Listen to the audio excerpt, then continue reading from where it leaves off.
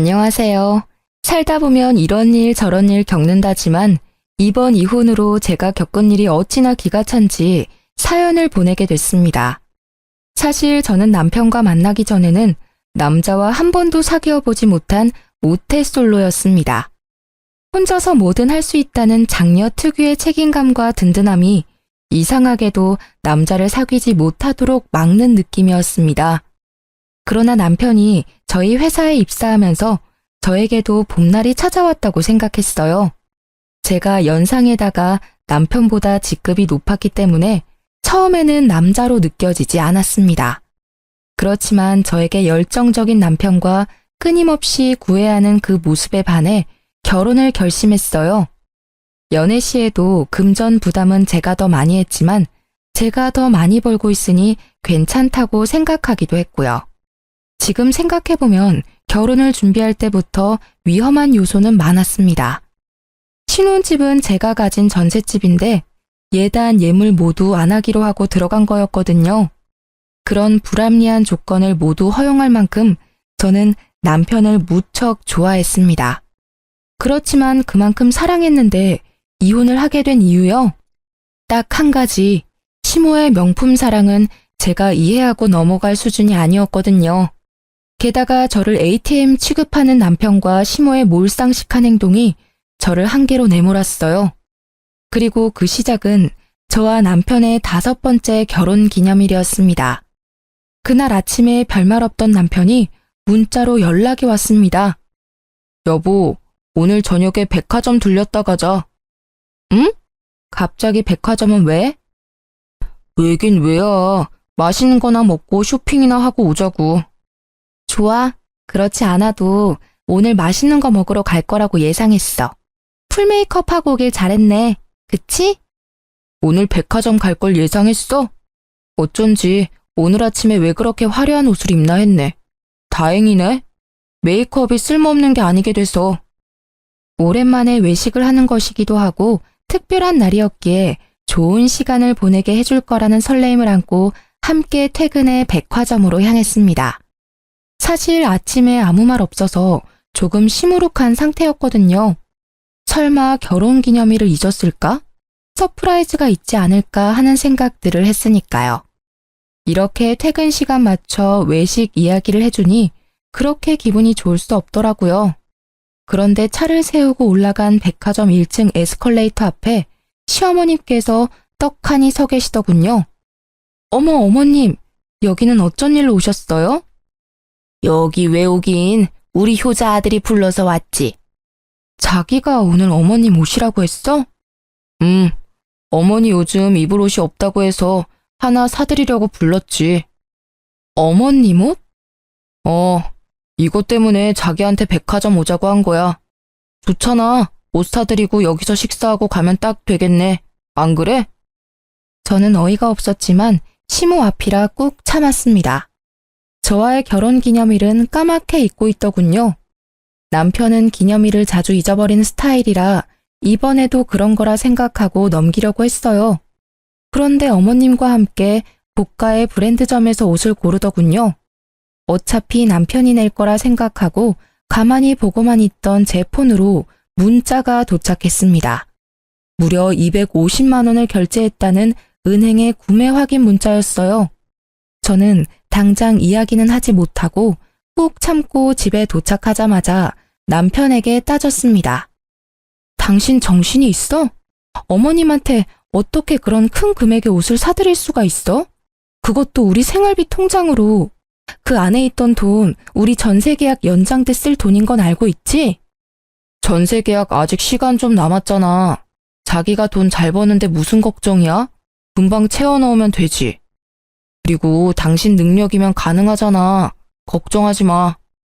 그래도 너무 큰 돈이야.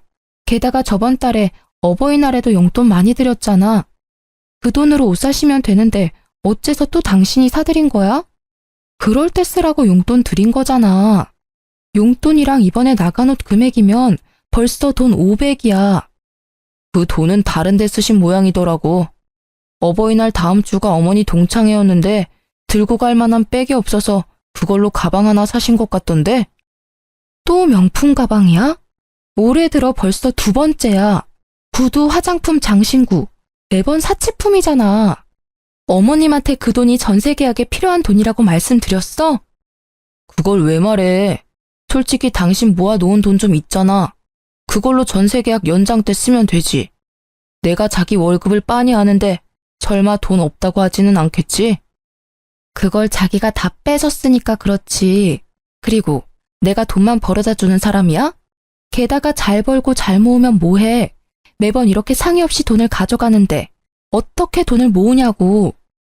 시어머니에게 용돈 겸 드리는 게 그렇게 아까워? 지금 돈 좀 많이 번다고 유세야? 우리 집이 당신네보다 못 산다고 지금 유난 떠는 거냐고. 시부모님이 어려우면 달라고 할 수도 있지. 꼭 그런 식으로 생색을 내야겠어? 생색이라니 누가 그랬다고 그래. 그런 말이 아니잖아. 우리는 지금 돈을 모아야 하는데 계속 돈을 빼서 시댁에 드리는 자기한테 좀 자중하라고 한 이야기야. 언제나 내가 모으고 당신이 가져가고 이런 식이면 밑 빠진 독에 물 붓는 거랑 뭐가 달라? 그게 생색이야. 돈 좀 잘 번다고 시댁 무시하고 남편 무시하고. 당신도 어차피 돈만 잘 버는 사람이잖아. 당신이 우리 식구들을 아래로 보고 있다는 거 다 알아. 시어머니한테 드리는 돈이 아깝다고 생각하는 것 자체가 우리 가족을 무시하는 거랑 다름없다고. 정말 그렇게 생각해? 지금 생활비의 절반 넘게 시댁으로 들어가. 내가 언제 친정에 돈 그만큼 준 적 있어? 내가 자기를 무시하는 게 아니라 자기가 날 무시하는 거지. 필요하면 친정에도 똑같이 돈 나눌까? 나눠.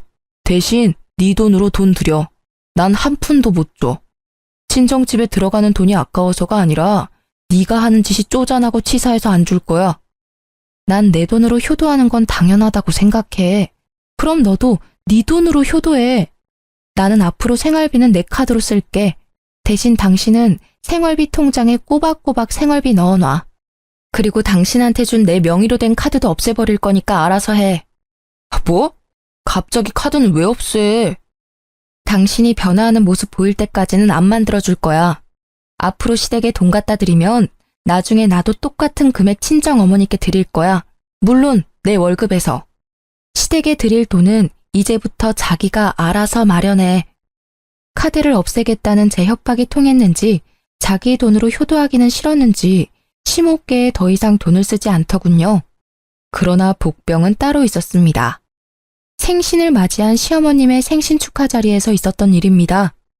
저는 그날 어머님이 좋아하시는 명품 스카프를 준비하고 코스 요리점까지 예약해 놓은 상태였습니다. 그러나 막상 시모께서는 명품 선물을 받으시고는 심드렁한 목소리로 말했습니다. 이번 생일에는 크루즈 여행을 가고 싶은데 가능하겠지? 네? 무슨 말씀이신지. 이번 생일 말이야. 우리 개원들이 크루즈 여행을 간다지 뭐니. 나만 빠질 수도 없잖아. 당신 또 그 소리야? 내가 안 된다고 했는데 왜 애들한테 그 얘기를 꺼내? 아니, 돈 잘 버는 며느리가 있는데 그 정도도 못한다 그러면 남들 욕해요. 게다가 나 혼자 가는 거라 돈도 얼마 안 드는데 왜 당신이 가라 마라 난리예요? 돈 1,000만 원이 얼마 안 들어?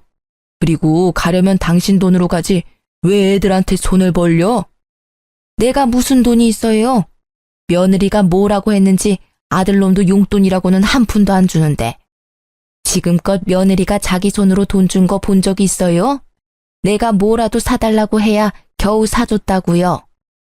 당신이 졸라서 받았으면 그걸로 된 거지. 시어머니가 돼가지고는 만날 때마다 돈. 당신은 대체 어른이 돼가지고 언제쯤 제정신 차릴 건데? 아우, 답답해. 며느라가, 네가 대답해봐. 내가 요구하는 게 너무하다고 생각하니? 다른 사람들은 며느리 사위가 비용 부담한다는데 내가 그 친구들 틈에서 못 간다 그러면 너랑 네 남편은 뭐가 되니? 시모 여행 하나 안 보내준 나쁜 며느리 아들밖에 더 돼? 시부모님이 싸우시는 걸 보는 것도 곤혹스러웠지만 그렇다고 1,000만 원이라는 금액을 선뜻 드릴 수도 없는 노릇이었습니다. 어머님, 죄송한데 저희도 금액이 너무 커서 당장 마련할 수는 없을 것 같아요. 저는 최대한 간곡히 돌려 말했습니다. 남편은 아무 말 없이 밥만 먹고 있으니 누군가는 대답을 해야 했어요. 그래서 못 해주겠다는 거니? 늙는 것도 서러운데 며느리 눈치까지 봐가면서 살아야 해. 그리고 너 거짓말하는 거 아니다. 너희 전세 연장 계약 때문에 목돈 모아놨다며. 차라리 전세 빼서 우리 집 들어오고 모아놓은 돈으로 크루즈 보내주면 될 거 아냐. 저는 정신이 아득해졌습니다. 합가라니. 게다가 같은 지붕 아래 살면서 비싼 걸 사달라고 할 때마다 등살에 시달려야 할 제 미래가 보이기 시작했죠. 그러면 괜찮겠네. 전셋집 연장으로 마음고생 안 해도 되고 전세금도 생길 거 아냐? 남편은 그저 돈이 생긴다는 생각에 즐거워 불난 집에 부채질을 계속하고 있더군요. 남의 속도 모르고 짓거려대는 그 입을 어찌나 막아버리고 싶던지. 죄송한데 저는 전세를 뺄 생각이 없어요, 어머님. 가뜩이나 야근도 많은데 괜히 신경만 쓰이실 거고 무엇보다 직장이 너무 멀어요. 만약 이쪽으로 옮기면 직장을 그만두고 다른 곳으로 옮겨야 할지도 몰라요. 서운하다 얘. 이러니까 매번 네가 식구가 아니라 남처럼 보이는 거야. 시부모님 공경할 줄도 모르고 따박따박 말대꾸나 할 줄 알지. 죄송한데 어머님, 지금 착용하고 계신 옷, 가방, 구두, 귀걸이, 그리고 지금 손에 들고 계신 스카프까지 모두 제 월급에서 빠져나간 것들이에요. 딸 같은 며느리까지는 못 돼도 충분히 성의는 보였다고 생각하고 있어요. 여기서 크루즈까지 해드리면 올해 저희 생활에 타격이 커요. 네가 해줬다고 생색이니? 시어머니한테 이렇게 대놓고 이야기할 정도면 어지간히도 우리를 무시하는 거지. 넌 너희 엄마한테도 이런 식으로 말대꾸하고 사람 무안 주고 그래? 저희 어머니는 금전이나 물건을 요구하신 적이 없으세요. 그래서 제가 더 해드리고 싶은데도 못 해드리고 있고요. 그리고 말대꾸가 아니라 간곡히 말씀드리는 거예요. 저희는 정말로 크루즈 경비에 내드릴 돈이 없어요. 기가 막혀서 너 지금 나를 돈이나 요구하는 천박한 사람이라고 생각해? 됐어. 니네가 해준대도 내가 싫어. 앞으로 우리 집에 오지 마라. 너희한테 줄 생수도 아까우니까. 결국 화가 난 시모는 시부를 데리고 나가셨고 남겨진 저는 남편에게 한 소리를 들었습니다. 당신은 꼭 그런 식으로 말해야 돼? 좀 더 좋게 말할 수도 있잖아. 그냥 안 된다고만 하면 될걸. 꼬투리 잡듯 말을 해서 어머니가 화나셨잖아. 나도 화났어. 그럼 당신이 이야기하지 그랬어. 아까는 입 꾹 다물고 있더니 이제 와서 난리야. 게다가 어머님이 그렇게 쉽게 포기하실 분이야? 아님 자기 월급에서 빼서 드려. 그건 안 말릴 테니까. 진짜로 다시 생각해봐. 본가로 들어가면 돈도 아끼고 좋잖아.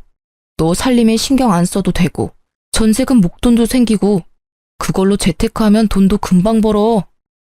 본가로 들어가면 돈이 더 들겠지. 멀리 사는 지금도 불러내서 명품 사서 계산 우리한테 하라고 하는데 같은 집에 살면 어떤 요구를 하실지 상상도 안 가. 당신이 어머님 요구 다 들어줄 자신 있으면 가. 나는 내 집에서 편하게 살 테니까. 결국 합가와 크루즈 이야기는 다행히 흐지부지 되었습니다. 그러나 어머님은 그 뒤로도 저와 남편을 불러내어 명품을 사드리는 행동을 멈추지 않았습니다. 이때까지만 해도 저는 이혼은 생각도 않고 있었어요. 그 사건이 터지기 전까지는요. 사실 제게는 남모를 고민이 하나 있었어요. 결혼 5년이 넘어가는데 애가 생기지 않는다는 거였습니다. 남편도 시댁도 그 문제로 저에게 말을 꺼낸 적이 없어서 다행으로 생각했습니다. 그리고 임신을 확인했을 때는 어찌나 기분이 좋던지 시댁분들께 가장 먼저 알려드렸어요. 그리고 다음 달 어머니께서 갑자기 저희 집에 찾아오셨습니다. 소원해졌던 사이였기에 시모의 방문에 살짝 긴장했었어요. 그렇지만 집에 오신 어머님의 태도는 예전과는 정반대더군요. 예, 며느라가 이번 교통사고 때 다친 어깨가 아파서 한의원 들렀다 오는 길에 네 생각나서 보약 한 제 지었다. 임산부한테 좋다니 꾸준히 먹어. 다 먹고 나면 또 한 제 지어줄 테니 꼭 연락하고. 어머님, 감사합니다. 그런데 임신 중에는 약은 조심해야 한다고 의사 선생님께서 말씀하셨는데. 괜찮아. 이 약은 한의원에서 임산부의 기력을 보강하기 위한 약이라고 해서 일부러 지어온 거야. 그럼 임산부도 먹어도 되는 약이에요? 그래. 기력도 보해주고 아기 집도 튼튼하게 해준다고 해서 특별히 가져온 거니 잘 챙겨 먹어. 너 일이 많아서 걱정이다만 네가 잘 알아서 하리라 믿는다. 약은 아침, 점심, 저녁 3번씩 거르지 말고 꼬박꼬박 챙겨 먹거라. 네, 걱정 마세요. 어머님이 주신 약이니 꼭 잘 챙겨 먹을게요. 그 한약을 전해주는 어머님의 표정이 세상 다시 없을 만큼 온화해 보여서 저는 어머님도 손주를 기다려왔다고 생각했습니다.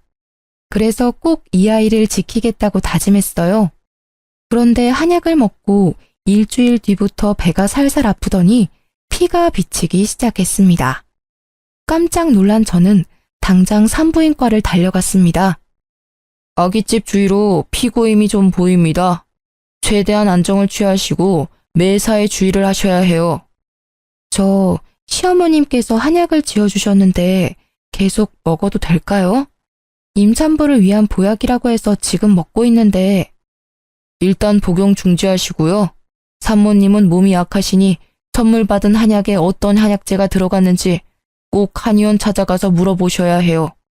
그리고 웬만하면 임신 중에 한약은 안 드시는 게 좋아요. 의사 선생님의 말에 저는 한약을 먹지 않으려 했지만 이상하게도 남편은 그 약을 제가 꼭 먹는지를 확인하더군요. 그래서 어쩔 수 없이 약을 먹을 것처럼 따놓고는 몰래 버린 후 빈 껍질을 보여주는 식으로 무마했습니다. 사실 그때는 미안한 마음이 더 컸으니까요. 그 이후 피가 비치는 일은 없었습니다. 다행이라고 생각하던 중 제 뒷목을 잡게 만드는 일이 벌어졌습니다. 오늘 왜 일찍 오라고 한 거야?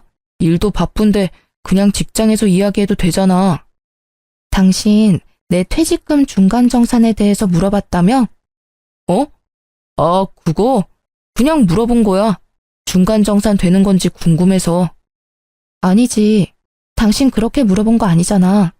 총무팀에 있던 애가 나한테 알려줬어. 당신 배우자 대신 퇴직금 정산할 수 있는지 물어봤다면서? 나 몰래 내 퇴직금 빼려고 그랬어?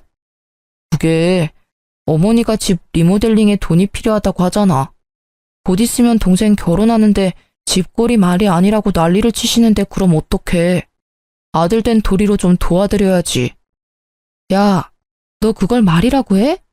시댁 싱크대 새로 갈아엎는다고 돈 가져간 게 1년도 안 됐어. 근데 무슨 리모델링? 게다가 어머님 댁 리모델링이면 당신 퇴직금으로 하면 되지.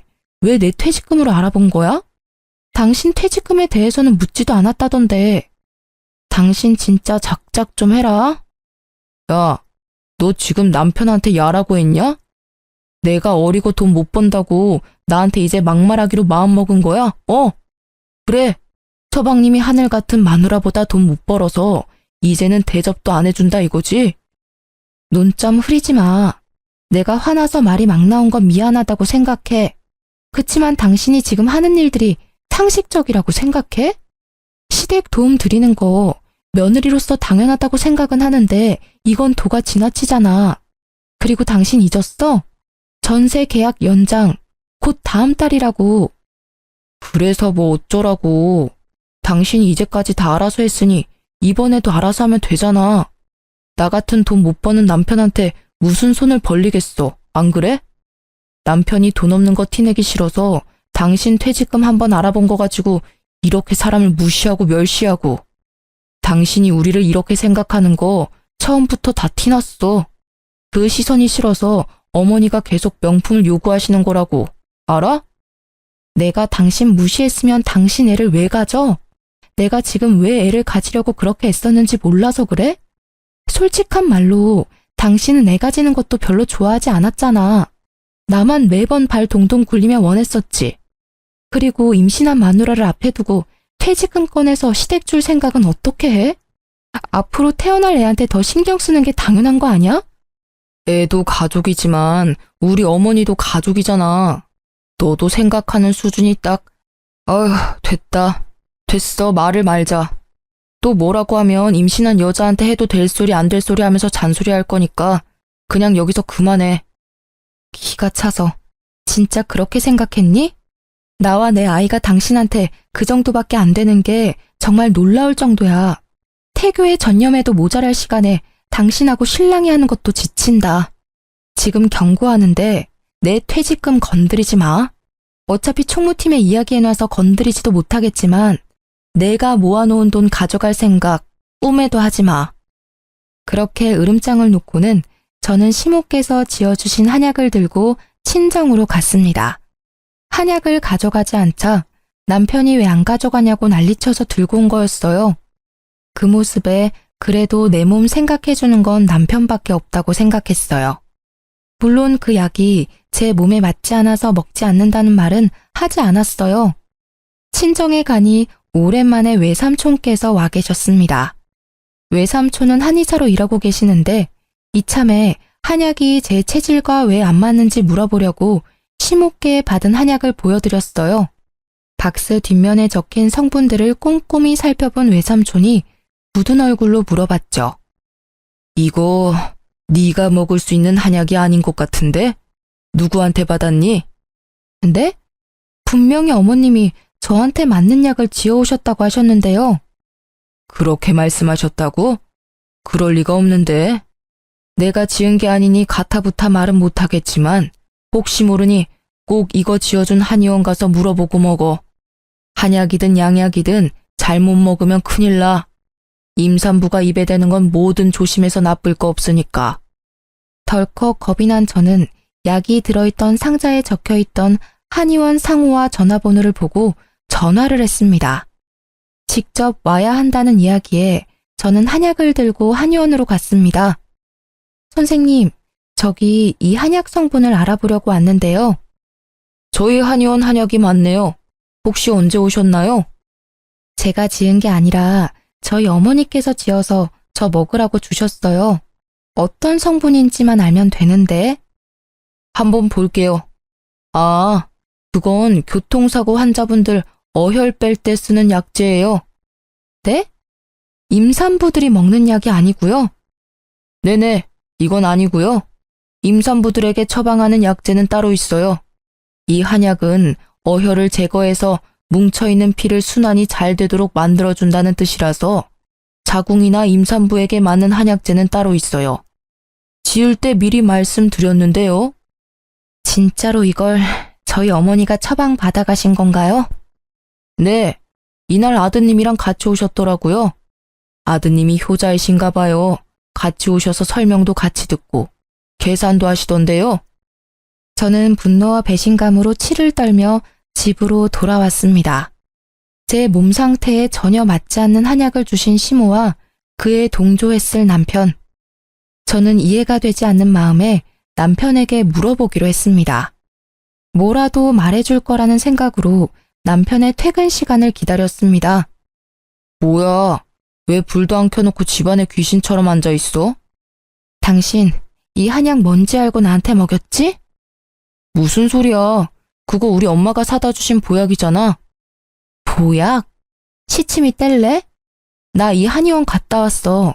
무슨 약인지 다 듣고 왔다고. 나는 몰라. 엄마가 가서 처방받아온 약이라서. 그래서 무슨 약인데? 당신은 몰라? 말이 되는 소리를 해. 한의원에서 당신이 어머님이랑 같이 와서 설명 다 듣고 계산까지 해주고 갔다고 친절히 알려주던데 그래도 모른다? 대단하네.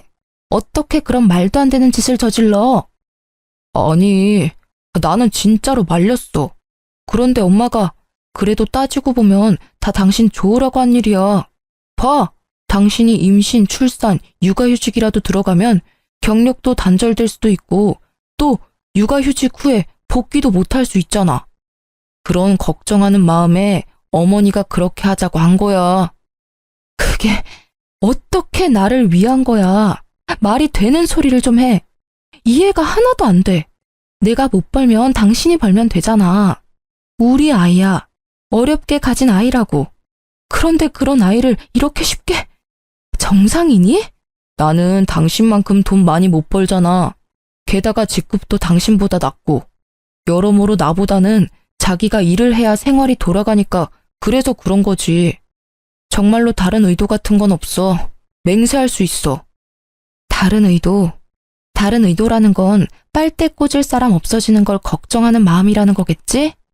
그런 식으로 말한 건 아니잖아. 막말로 육아가 얼마나 힘들어. 게다가 살림하면서 일하고 육아를 병행하는 게 얼마나 힘든지 여러 사람들한테 들어서 알잖아. 어떻게 당신한테 그런 일을 시켜?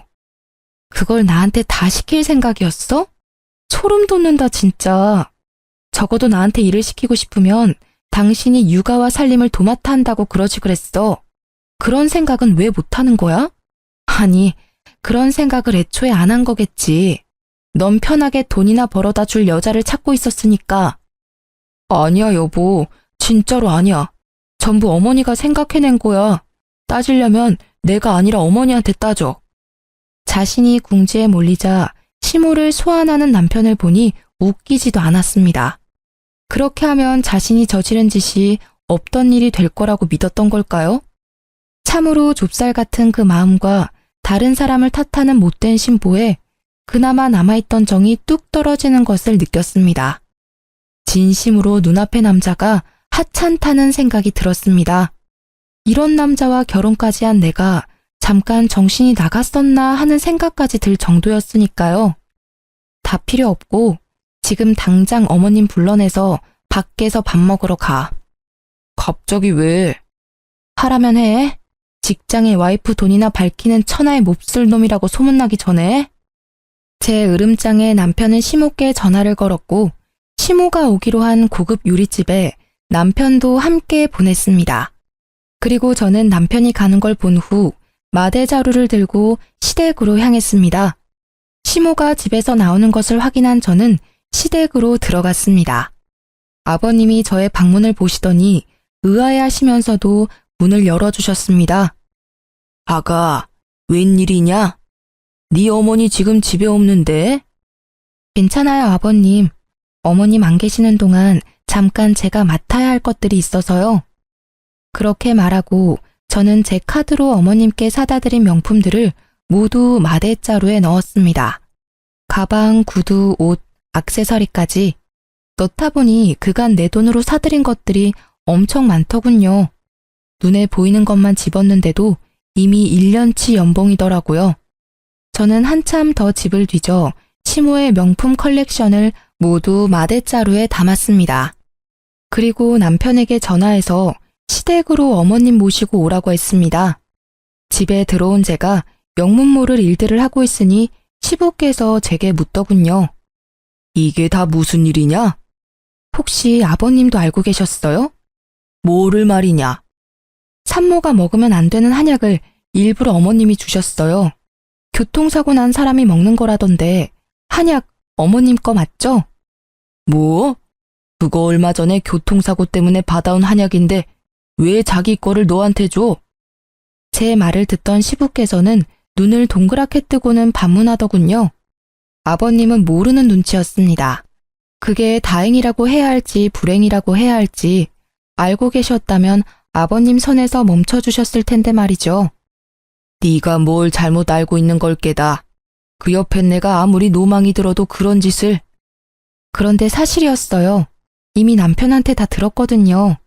남편은 어머님이 다 시키신 일이래요. 제가 도대체 무슨 나쁜 짓을 저질렀길래 저한테 이런 일을 하시는 걸까요? 세상 천지에 어떤 시어머니가 그런 망측한 짓을 해요? 소리를 지르며 오열하는 제 모습에 시아버님도 어찌할 바를 모르고 있었습니다. 설마 진짜 그런 일을 저질렀을 거라고 생각지도 못하는 모습이셨어요. 제가 뭔가 오해를 하고 계신다고 생각하시는 시부의 모습이 참으로 딱해 보였습니다. 그때 도어락 문이 열리고 두 사람이 들어왔습니다. 시모께서 들어오시자마자 마대자루에 담긴 본인의 명품들을 보고 난리가 나시더군요. 어머, 얘, 이게 다 뭐야? 왜 집안 물건을 왜 꺼낸 거니? 게다가 이 귀한 것들을 왜 구겨서 자루에 넣은 거야? 세상에, 우리 애기들 몸에 스크래치 생기잖아. 분위기 파악 못하고 귀한 명품 애기들 상처 생길까 전전긍긍하는 시모를 보니 방황하던 마음에 확신이 섰습니다. 아, 이 집 구석은 안 되겠구나. 이혼이 답이구나 하고요. 어머님, 제가 정신적인 충격을 너무 많이 받아서 어머님께 위자료를 톡톡히 받아야겠어요. 그치만 줬다 뺏는 건 예의가 아니니까 이렇게 먼저 물어보려고 대충 보이는 것들만 넣어놨으니 이해해 주세요. 뭐? 미쳤어? 시애미한테 정신적인 충격? 위자료? 난 네가 무슨 말을 하는지 하나도 모르겠다, 얘. 저는 한약을 시모 앞에 툭 하고 던졌습니다. 모르세요? 이 한약이 어떤 한약인지 제가 알았는데도요. 한약? 아이, 그건... 제가 이 한약 지으신 한의원 가서 직접 물어봤다고 해도 모른 척 하실 건가요? 예, 네가 오해하는 거야. 나는 다 널 위해서 그런 거야. 애 키우면서 일하는 게 얼마나 힘든지 알잖아. 솔직히 우리는 손주 같은 건 크게 관심 없고 네 건강이 최고라서 그랬어. 그게 잘못이라면 잘못이겠지. 그래도 나는 잘못했다는 생각은 안 해. 다 널 위해서라니까. 그러세요? 그런데 어쩌죠? 저는 이미 알고 있는데요. 그 한약 저한테 주신 진짜 이유. 제 돈 때문이잖아요. 제가 벌어다 줄 돈이요. 어머님이 그토록 사랑하는 명품 사줄 제 돈 말이에요. 그것 때문에 이런 짓을 저지른 거잖아요, 둘이서. 누가 그런 말을 해? 절대로 아니야. 나는 그런 적 없다. 그것보다 날 못된 심으로 몰아가려는 네 행동이 더 나쁘다고 생각하지 않니? 듣고 있던 시부께서 경악한 얼굴로 시모께 소리를 빽 지르셨습니다. 저도 언제나 점잖으신 시부의 그 모습에 깜짝 놀랐어요. 그만! 당신이 이번에는 무조건 잘못했어. 어떤 변명을 가져와도 당신이 한 짓은 용서받을 수 없는 짓이야. 옆에 내가 도대체 무슨 정신으로 사는 거야? 당신은 누구 편이야? 당신이 돈이나 잘 벌어왔으면 이런 일도 없지. 허구한 날 쥐꼬리 같은 월급으로 생색내던 게 누군데? 다 내 탓이라고? 당신 대신에 잘난 아들 덕 좀 보려는데 뭐가 잘못됐다고 이 난리들이야? 여태껏 그리 생각했어? 아휴, 내가 말을 말지. 내가 지난 40년 동안 이런 여자를 마누라라고 끼고 살았다니. 헛살았네, 헛살았어. 내가 당신한테 해주고 싶은 말이야. 나야말로 더 잘난 남자 만나서 호강할 수 있었는데 당신 만나서 쪽박 찬 거잖아. 결국 시부모님께서 한바탕 하시고 시부께서는 자리를 벗어나셨습니다. 이 명품들을 중고로 팔아 제게 뜯어낸 돈이라도 돌려받을 생각이었습니다만 상상 이상으로 어머님의 명품 사랑이 대단하시더군요. 어머님, 이 명품들은 제가 다 가져가도 되죠? 임신한 며느리 선물로 이 명품들 주신다면 이번에 불미스러운 일은 없었던 일로 해드릴게요. 괜찮죠? 그게 무슨 소리야? 그거랑 이거는 다르지. 그건 이미 내 거야. 그리고 임신한 며느리 선물로 누가 명품을 줘? 그래요? 곤란하네요. 저는 지금 저와 제 아이가 받은 정신적 충격 때문에 꼭 피해 보상을 받고 싶거든요. 저는 마대자루를 움켜쥐고 남편에게 말했습니다. 그럼 당신이 돈 내놔. 내 돈으로 어머님께 사드린 이 명품들 몽땅 합친 금액으로. 그러면 이 명품은 어머니께 돌려드릴게. 무슨 헛소리야. 그걸 왜 내가 내? 게다가 이거 다 얼마나 하는지 알아? 그 큰 돈을 달라고? 당신이 선물한 건데 이제 와서 뭘 돌려주고 말고 하는 거야. 있지. 선물이란 건 사랑하고 존경하고 좋아하는 마음으로 드리는 거야. 그런데 그 마음이 배신당한 것도 모자라 이런 일까지 당했으니 그 마음이 몽땅 사라지는 것도 당연한 거 아니야? 그래. 당신까지 안 된다면 그냥 다 없애버릴게. 안 돼. 안 된다. 얘 그냥 돈 줘버려. 내 가방 망가뜨리면 용서 안 해. 절대로 가만두지 않을 거야.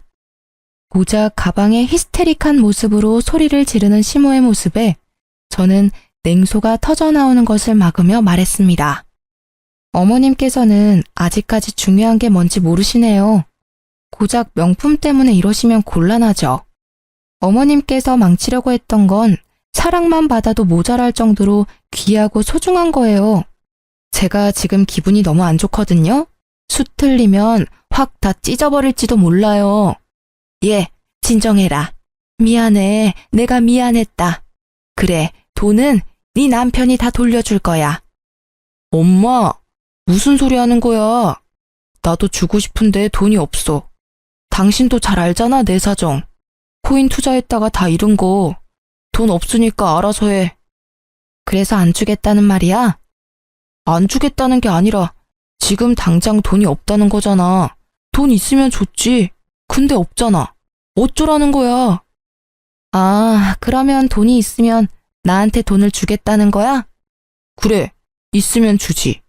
안 주려는 게 아니라 못 주는 거야, 없으니까. 그래? 그럼 됐네. 이건 시어머님 돌려드릴게. 당신은 나랑 같이 회사 가서 퇴직금 정산해. 당신 퇴직금 한 3천 있었나? 여기 명품들 가격의 절반 정도겠지만 중고인 걸 감안해서 그 정도로 봐줄게. 뭐? 그건 절대로 안 돼. 퇴직금을 가져가다니. 그거 내 전 재산이야. 난 당신하고 이혼할 거야. 당신과 이혼 소송을 하면 누구한테 더 유리할지 알고 있어? 나야. 당신은 유책 배우자니까. 나는 당신이 합의 안 해줘도 상관없어. 당신이 그 퇴직금 안 주면 이혼 소송으로 당신 재산 다 가져오면 되니까. 그때는 3천만 원 정도로 끝낼 생각 꿈에도 하지 마. 남편은 결국 3천만 원의 퇴직금을 중간 정산해서 저에게 주었고, 저는 남편을 당장 집에서 쫓아보냈습니다. 전셋집도 내가 마련했고, 이 집안에 있는 모든 게 내 돈으로 산 거니까 자기는 자기 물건 챙겨서 당신 집으로 가. 그리고 얌전히 이혼 서류나 기다리고 있어. 열쇠며 도어락이며 싹 다 바꾸고 경비실에 남편과 이혼했고 이 집에 안 사니 외부인 절대 들이지 말라고 신신당부까지 했습니다. 이혼 서류를 받은 남편은 여전히 제가 벌어들일 돈과 재산에 미련이 남았는지 저에게 연락을 해오더군요. 여보, 냉정하게 생각해봐. 애를 낳았는데 아빠가 없으면 애가 얼마나 힘들겠어. 남자애면 아빠가 있어야 하고 여자애면 더더욱 아빠가 있어야 하잖아. 애들한테 아빠의 존재를 빼앗는 게 얼마나 나쁜 일인지 알고 있어? 그렇게 애 생각하는 남자가 그런 대담한 생각을 했어? 그래, 애가 태어나서 친아빠라는 놈이 돈 때문에 엄마에게 어떤 짓을 했는지 말해주면 애가 엄청 좋아하겠다, 그치? 어디서 약을 팔아? 그런 말에 속아 넘어갈 줄 알았어? 내가 하도 당한 게 많아서 당신 말이라면 믿고 싶지도 않아. 그러니까 2번 다시 이런 시덥잖은 이야기로 연락하지 마, 소름 끼치니까. 그 뒤로 전 남편의 연락은 없었습니다.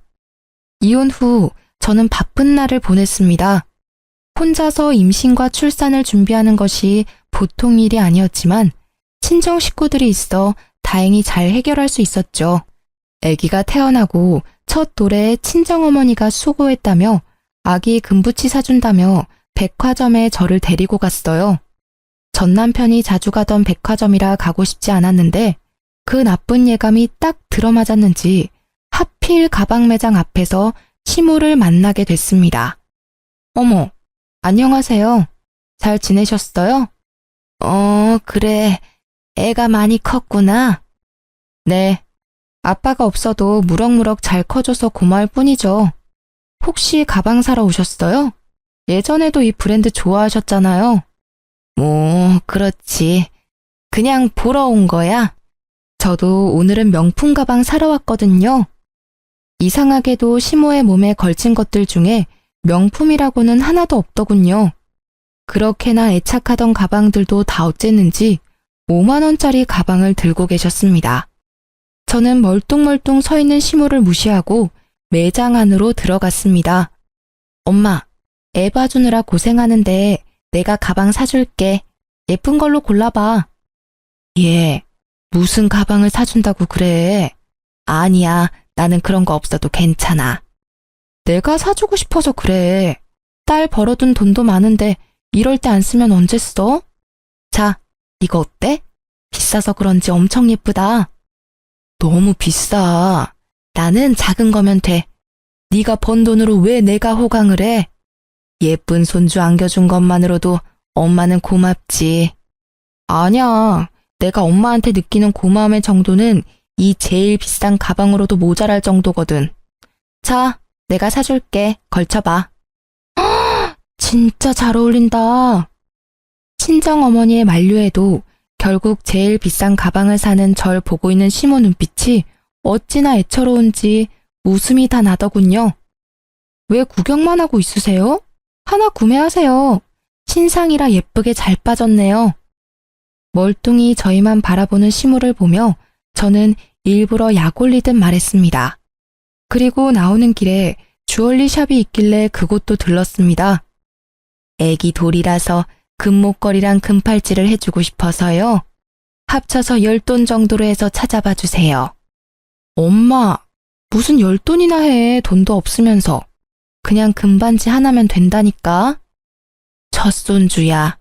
얼마나 예쁜데 엄마가 그것도 못 해주겠어? 아, 저기 나왔다. 우리 손주 한번 걸쳐볼까요? 그렇게 친정어머니는 애기 몸에 팔찌며 목걸이, 반지까지 걸치게 하고는 예쁘다 하고 칭찬해줬습니다. 아기도 방긋방긋 웃으며 외할머니한테 세상 예쁜 미소를 보여주었어요. 당신이 외면한 손주, 몸에 주렁주렁 금 걸치고 외할머니께 사랑받으며 잘 있는 모습 한껏 보여주고 왔습니다. 우리를 바라보는 시모의 모습이 어찌나 처량하던지 동정심까지 돌아올 뻔했다니까요. 물론 고가의 명품 가방을 보던 그 욕심 가득한 눈빛 때문에 그럴 일은 없었지만요. 나중에 알고 보니 전 남편이 시모의 명품들을 모조리 다 갖다 팔았다고 하더군요. 저에게 빼앗겼다고 생각한 퇴직금을 다시 돌려받을 심산이었는지는 모르겠지만 그걸 듣고는 어찌나 고소한 기분이 들던지요. 게다가 시모는 그 낭비벽 때문에 시부와 별거하고 서로 이혼 준비 중이라고 합니다. 소송 중에도 명품 가방 구경 나온 시모는 정말 하나도 변한 게 없어 보였습니다. 1년 뒤 육아휴직이 끝나고 회사에 복귀했더니 전 남편은 그렇게 악착같이 끌어모은 돈을 코인에 다 쏟아붓고는 결국 폭망했다고 하더라고요. 직장 동료들까지 끌어들여 했는지 마지막에는 엄청난 사고를 치고 퇴사를 했더군요. 몇 번 제 전화로 연락이 오긴 했지만 받아주지 않았어요.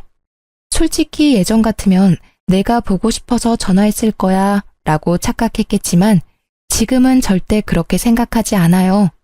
제 돈이 그리워서 전화했나 싶어서 알아서 거르고 있어요. 이혼 후 3년이 지난 지금 저는 부모님과 함께 살며 애를 키우고 있어요. 그리고 조건이 더 좋은 직장에 스카웃이 돼서 이직까지 하고 좋은 사람과 교류 중입니다.